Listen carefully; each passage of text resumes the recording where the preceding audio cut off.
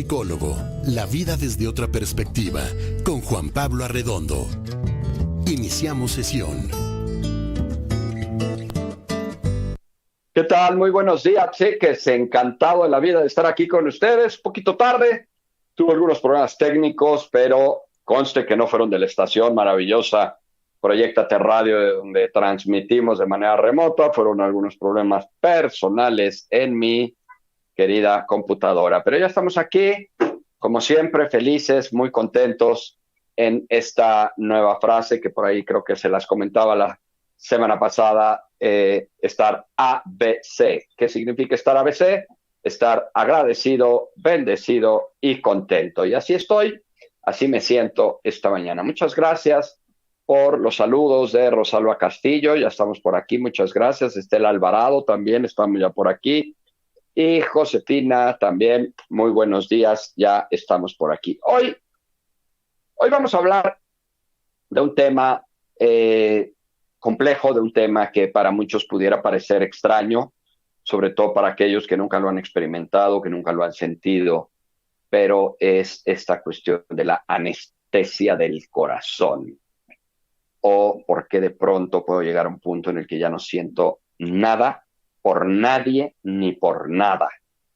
Esta anestesia del corazón es dura porque, pues, por un lado, evidentemente nos protege del dolor que se experimenta o que se ha experimentado a través de no sentir, pero por otro lado, el no sentir pues limita considerablemente las relaciones interpersonales y pues afectaciones en muchas otras áreas, en la pasión por las cosas, en el gusto, en la contentura, en la satisfacción. Entonces, pues son gente que vive de pronto pues muy aplanada, ¿no? Con un mood así completamente plano, donde pues no se siente evidentemente lo malo, no se siente lo feo, pero pues de pronto tampoco pues se siente lo rico, lo lindo, lo padre, lo que puede en un momento dado ser satisfactorio. Por eso es que a veces dejamos de sentir emociones sin darnos cuenta,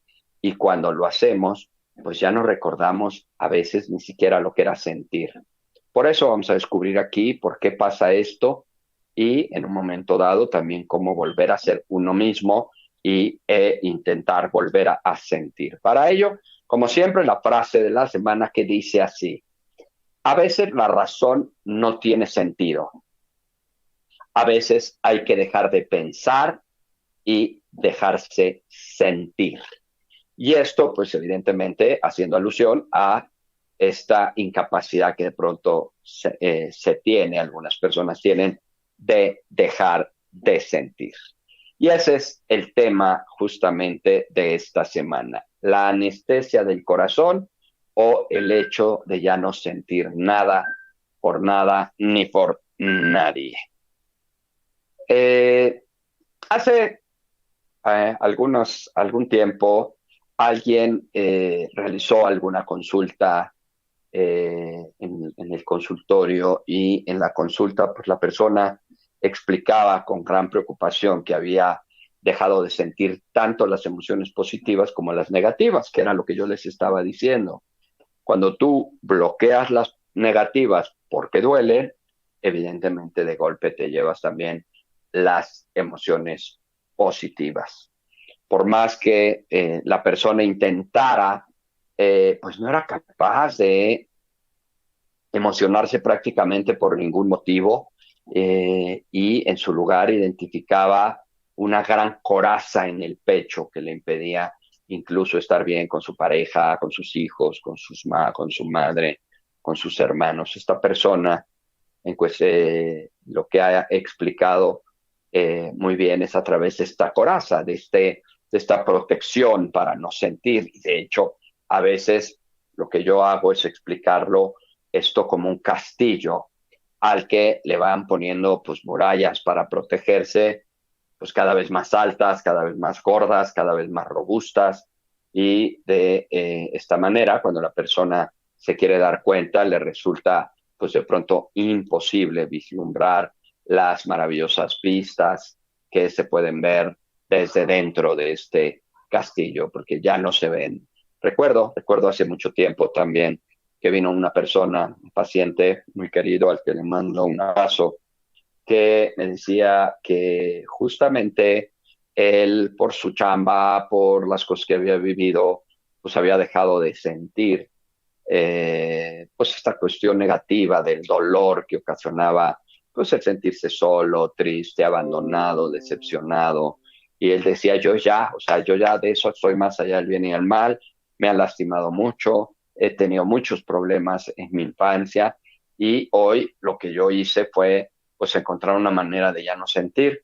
Pero lo que esta persona desconocía es que para bloquear las emociones negativas, el organismo y la mente no es tan efectiva como para decir, por cierto, solamente bloqueame las emociones negativas, las positivas sí déjame sentirlas. No, generalmente van unas acompañadas con las otras y entonces llega un punto en el que sí, evidentemente no sientes la tristeza, el dolor, el sufrimiento, la impotencia, el abandono, pero también dejas de sentir el disfrute, el placer, el gozo, la contentura.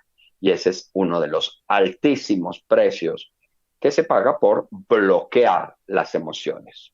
Bien, hoy vamos a hablar sobre esta anestesia del corazón que se produce cuando la persona se siente tan vulnerable al dolor que puede llegar a ser tan intenso este dolor que se desconecta por completo de sentir y es como si de pronto quitara el enchufe de las emociones y entonces se deja de sentir. Esta evidente desconexión lo que hace pues es que no se hace solamente de forma voluntaria, consciente, a veces pues la misma situación te va llevando a hacerlo y es algo inconsciente que puede durar un tiempo, puedes hacerlo por un periodo más o menos corto porque te estás protegiendo del dolor momentáneo o se producen personas que son ya muy sensibles emocionalmente y que pueden postergarse a pues tiempos que son mucho más prolongados.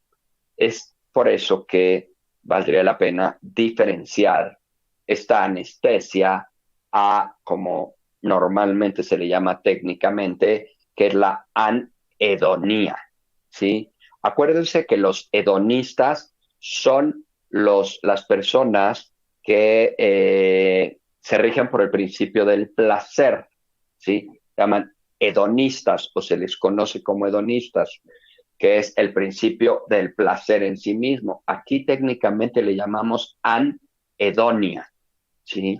Que es esta incapacidad de sentir, ¿sí? Por ahí también se le dice la alextimia, que es la incapacidad para identificar y reconocer las propias emociones desde siempre, o a veces también va asociado a un tema de psicopatía, que es la ausencia de emoción y ausencia de sentimientos de culpa producidas por la imposibilidad de ponerte en el lugar del otro.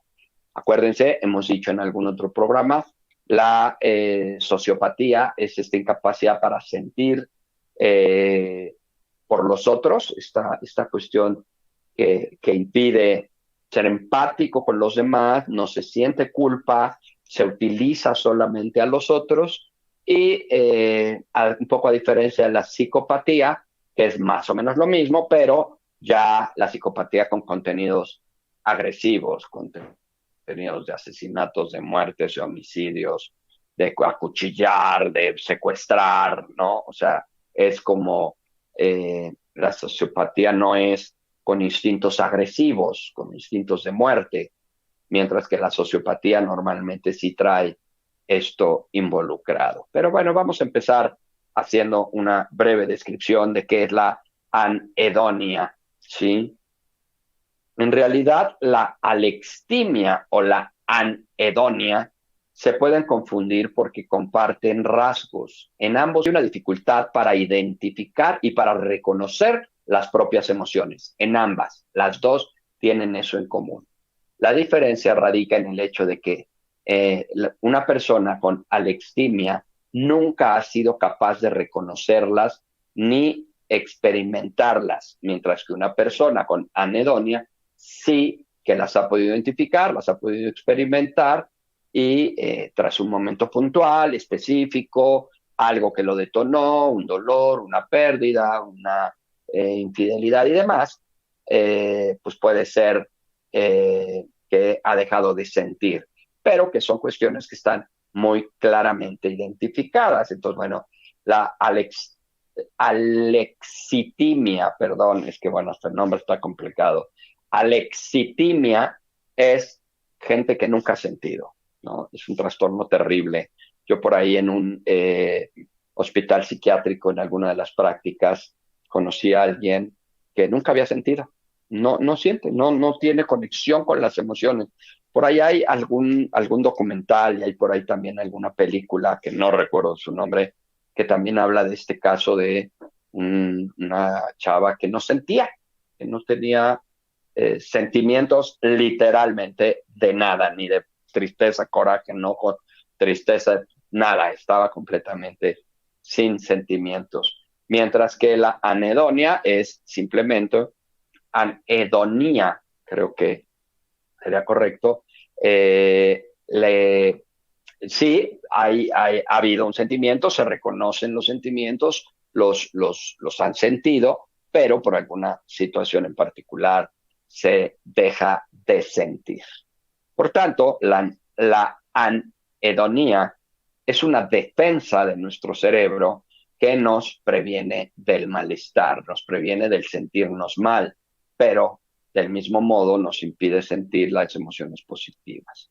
Se produce en estos casos un aislamiento emocional para no sufrir, perdón, y esto, bueno, acaba siendo una tortura porque nos impide prácticamente vivir. Es como si viviéramos como autómatas, si viviéramos como zombies, nada más. La anhedonía nos puede transformar en robots fríos y carentes de emociones, por lo menos aparentemente, aunque las emociones estén ahí, están literalmente bloqueadas para no aflorar, para no salir, para no sentirse, y pues ya no suele interesarle absolutamente nada a la persona que lo padece, ni el cariño siquiera que los demás les dan, porque imagínense, ok, yo ya no siento nada, pero tampoco siento lo que me den a mí. O sea, a mí me da lo mismo si me quieren o no me quieren, si me aman o no me aman. Y esto, pues, a veces, esforzándonos en darlo, pues no genera ningún placer, ninguna sensación de nada y evidentemente impide también que las cosas emocionen, que las cosas den gusto, satisfacción en sí misma. La música, por ejemplo, deja de transmitirnos algo, dejamos de sentir lo que nos ofrecen, dejamos de dar, de sentir lo que vamos a ofrecer a otros. Y esto, digo yo, pues desafortunadamente para bien y para mal. Dice, buenos días, aquí atento a su tema, Rosalba Castillo. Muchísimas gracias por los comentarios. Buen día, el tema es cómo no amar demasiado para no sufrir, Evangelina Fernández. Creo que honestamente ahí estaremos hablando de dos cosas diferentes, porque el amar no demasiado significa que amas, pero en estos casos dejas de amar, ya no amas. ¿Por qué? Porque no sientes ese amor. Saludos desde California. El tema es pareja y el desamor. Bueno, saludos Genoveva Medina. Estamos hablando de un trastorno que finalmente es generalizado, pareja, desamor, hijos, cuestiones pues de pérdidas, de separaciones, de divorcios, a veces de desilusiones, a veces cuestiones de traiciones que hacen que se bloqueen las emociones. ¿Por qué aparece la anhedonía? Bueno, generalmente para que no sintamos dolor. Ese es el objetivo principal de bloquear las emociones, no sentir dolor. En un inicio aparece como una defensa del cerebro en estados depresivos la mayoría de las veces. Si dejamos de sentir y nos desconectamos de la emoción, podemos seguir funcionando en la sociedad. No hay demasiado que coger la baja depresión, no hay que cuestionarse las cosas, no hay que aprender de los errores, ni hay que pedir perdón o exigirlo. ¿Por qué? Porque simplemente se bloquearon las emociones, ¿sí? Y entonces, a fin de cuentas, sí puedo seguir funcionando en la sociedad, me puedo salir de estos estados depresivos, porque incluso dejo de sentir la depresión, que es lo que muy probablemente estoy intentando dejar de sentir. Dejo de sentir la depresión, pero dejo de sentir en muchas otras cosas. Funcionamos en estos casos sin pena ni gloria y nadie tiene por qué darse cuenta. Parece bueno, ¿no? De pronto, funcionar de esta manera, pero la realidad es muy distinta porque la persona sabe que algo no anda bien.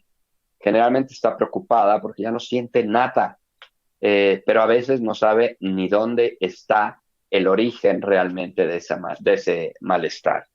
A veces sucede que se ha desconectado tanto que ya no recuerda ni siquiera qué era sentir y aparecen problemas a nivel social, problemas de pareja, problemas con los amigos, problemas con los familiares. La gente te dice que ya no eres el mismo, que estás como ausente y que todo te da exactamente igual.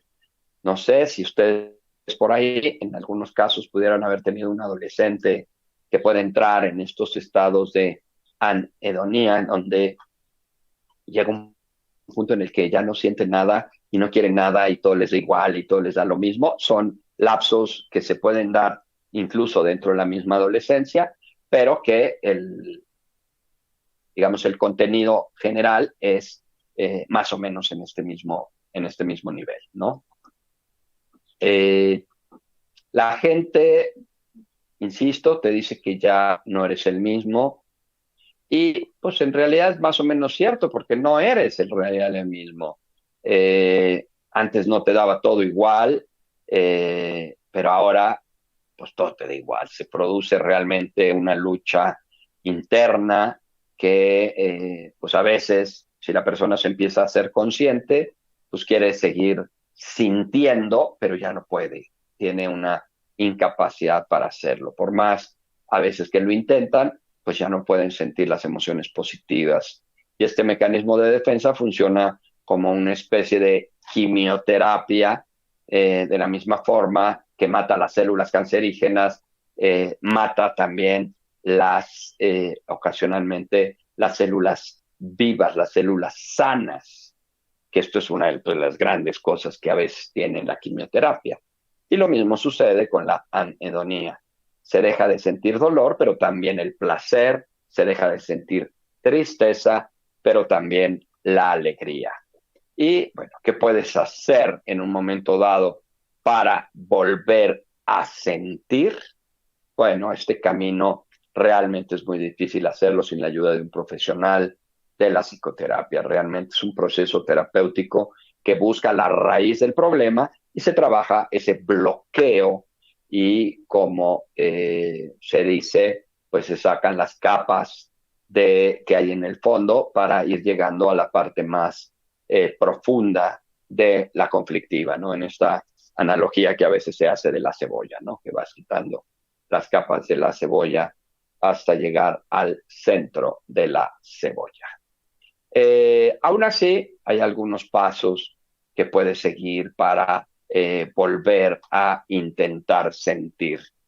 Dice Adriana, ese trastorno, ¿por qué se da? Es parte de lo que estamos hablando.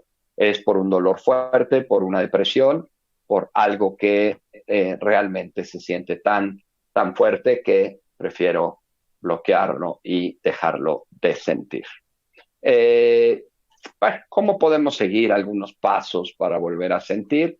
Bueno, pues lo primero que tendríamos que hacer es pensar en la primera vez que te sentiste así y qué pasó justo antes de que te empezaras a sentir así. Es identificar cuando dijiste, bueno, dejé de ya como de sentir y, bueno, qué fue lo que ocurrió, qué pasó antes. Se trata, pues, justamente de encontrar las causas de esta anhedonía. A veces las causas pueden ser muy claras, pero otras veces no son tan claras, no son tan fáciles de identificar porque son pequeñas cosas que se han ido acumulando en la persona y causando dolor hasta que aparece una pequeña cosa, otra, que funciona algo así como la gota que derrama el vaso y entonces viene el bloqueo emocional. Por eso es importante descubrir el origen para poder dar trato y trabajo a ese malestar y finalmente poder volver a activar las emociones de placer, ¿no? En el caso aquel que les decía yo hace tiempo, en donde la persona pues, se sentía bastante orgullosa de pues no sentir ese dolor, esa tristeza, ese abandono, porque había tenido una vida muy complicada. Pero el motivo de consulta cuando él llegó fue que me decía que no disfrutaba las cosas. Era una persona pues de bastante buen nivel económico, le iba muy bien, tenía mucho dinero, tenía familia, tenía por ahí hijos, pero no disfruto nada, no disfruto nada. Ese fue el motivo de la consulta.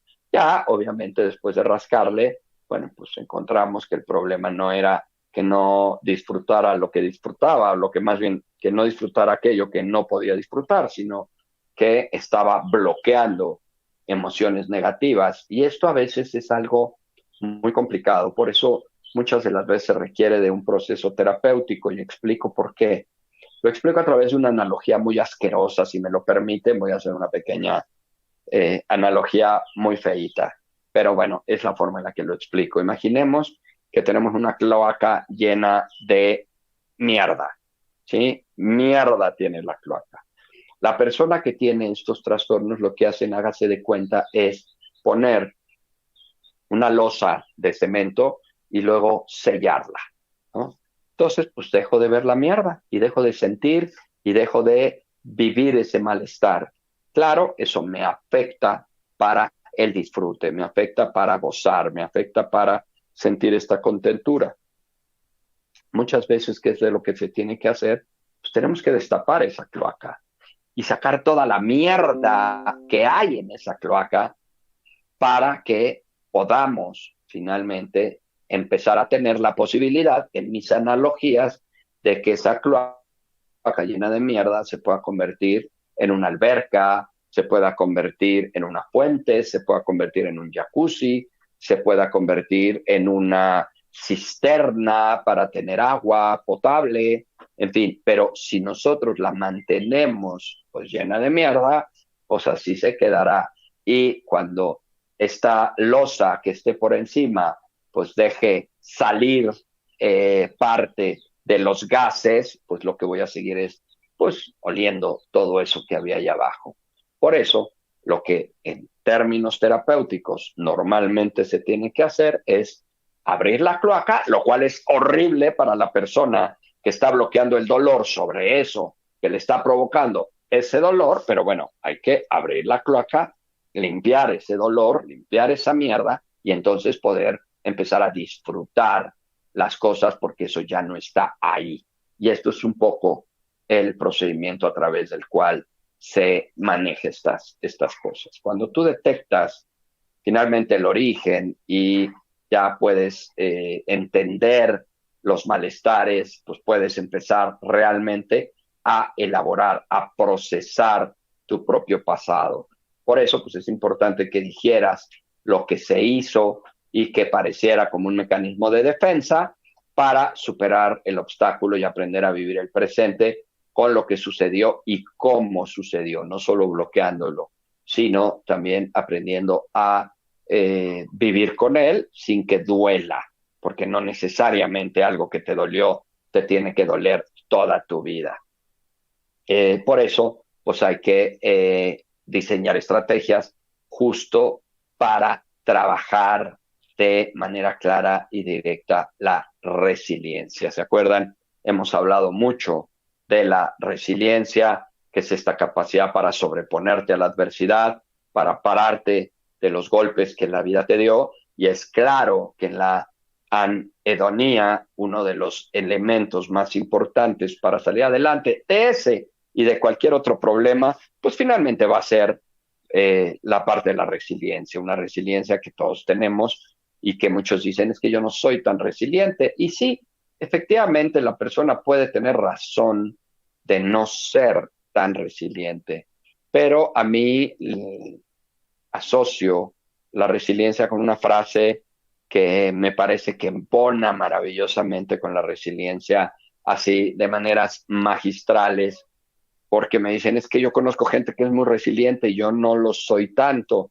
¿Por qué? Porque esta persona a lo mejor ha tenido que brincar muchísimos obstáculos para salir adelante y pues no ha tenido muchas broncas, ¿no? Tal vez, como digo siempre, la bronca más grande que ha pasado es que se le murió su tortuga cuando tenía 10 años. Ese es el problema más grave que ha tenido que pasar. Pero de acá, que no ha vivido tantos conflictos y que por lo tanto no ha tenido que brincar tantos obstáculos, aplica esta frase que pues la mayoría de nosotros conocemos y es que dice así: yo no sabía cuán fuerte era hasta que ser fuerte era la única opción. Y eso es la resiliencia.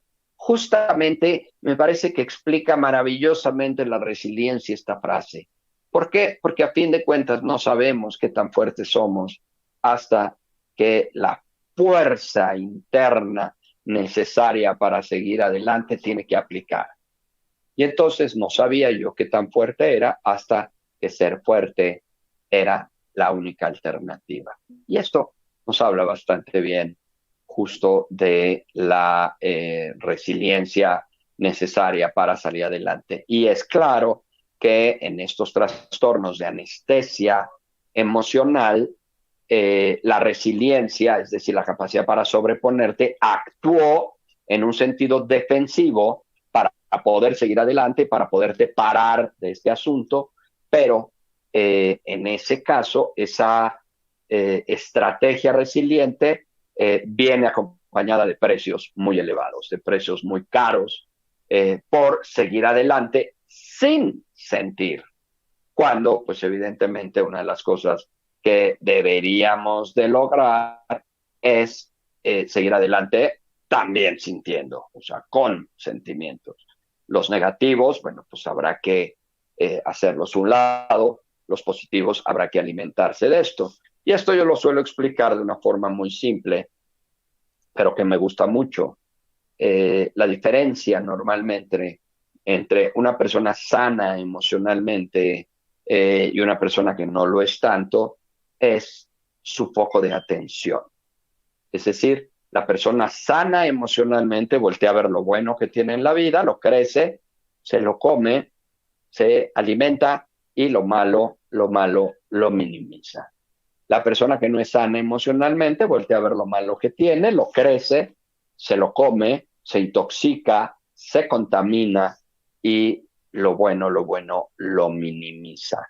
Entonces, aquí, cuando estamos hablando de cuestiones de anestesia de las emociones, pues es claro que estamos haciendo un bloqueo general de todas.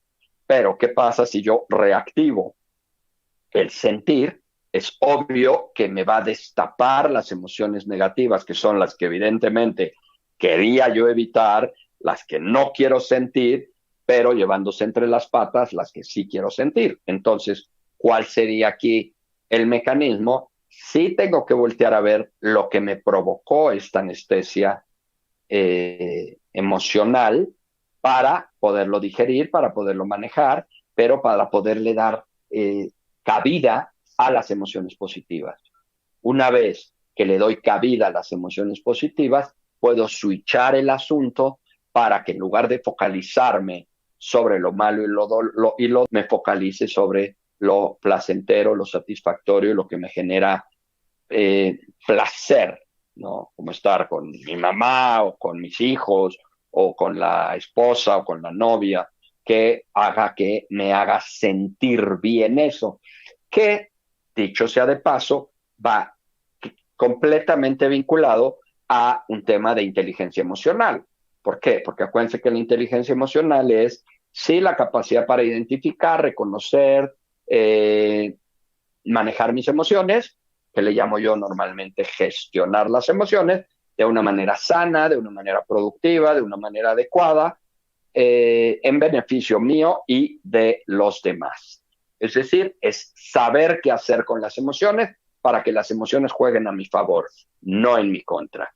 Si nosotros hablamos de una anestesia emocional, obviamente bloqueo las emociones, dejo de sentir lo malo y lo bueno.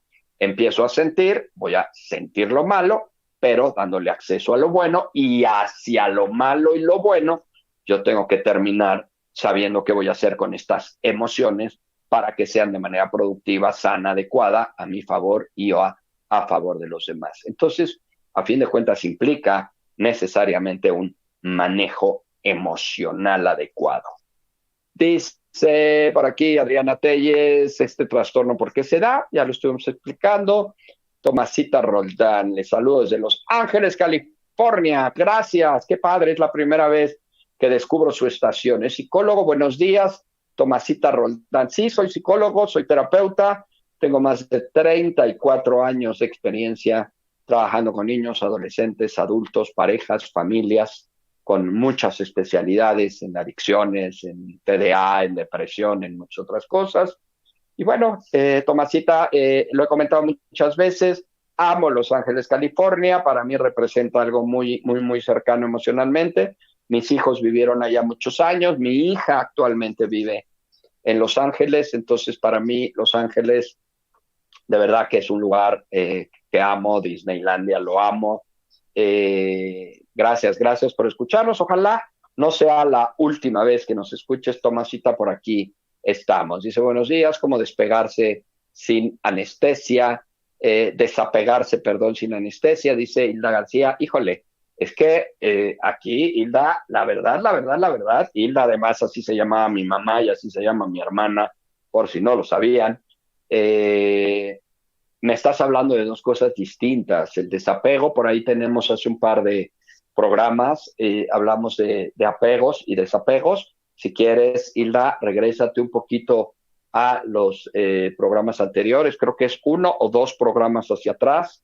Y la anestesia emocional tiene mucho más que ver con el no sentir por el dolor que sentí. Pero bueno, no necesariamente te desapegas con anestesia, al contrario, muchas veces el desapego doloroso que se vive es porque siento demasiada dependencia por la persona. Entonces son como conceptos completamente distintos. Bueno, ya cerrando un poquito este programa, ahora que ya más o menos hemos elaborado la emoción, que ya hemos reconocido la emoción, que ya vemos en dónde está el origen y cuáles son estas vivencias, pues es importante que la persona que ha estado anestesiada emocionalmente se centre y focalice en dos cosas muy importantes. Una, en el presente, y dos, en lo bueno, ¿sí? En lo lindo, en el disfrute, en el goce, en el placer. Y pues, ¿qué necesitas? Pues pensar aquí en la vida que quieres vivir y cómo quieres ser para trabajar en eso. Yo lo he dicho muchas veces, todas las terapias, por lo menos la mía, tendría que tener una finalidad muy clara. Poco a poco, ir alejándote de ser como no quieres ser y alejarte de sentirte como no te quieres sentir para empezarte a acercar a ser como quieres y a sentirte como te quieres sentir. Es una cuestión tal vez muy obvia y muy sencilla de decir. Por supuesto que en el proceso terapéutico puede ser muy complejo, pero cualquier terapia es eso, es alejarte de verte y sentirte como ya no quieres para acercarte a verte y sentirte como si quieres. Eso a fin de cuentas tendría que ser una terapia. Por eso es importante que indagues a fondo tus emociones antes de que te sintieras anestesiado de esas emociones.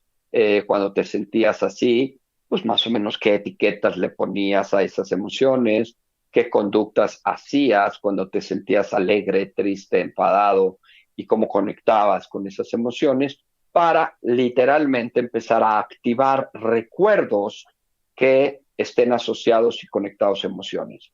Que vas a conectar con aquellas que estás tratando de bloquear, sí, será un hecho, pero también es un hecho que te dará acceso a las emociones que sí quieres sentir. Y si aún así sigues notando una barrera que te impide ser tú mismo, pues creo que sería muy importante que recurras a una ayuda profesional en la psicología.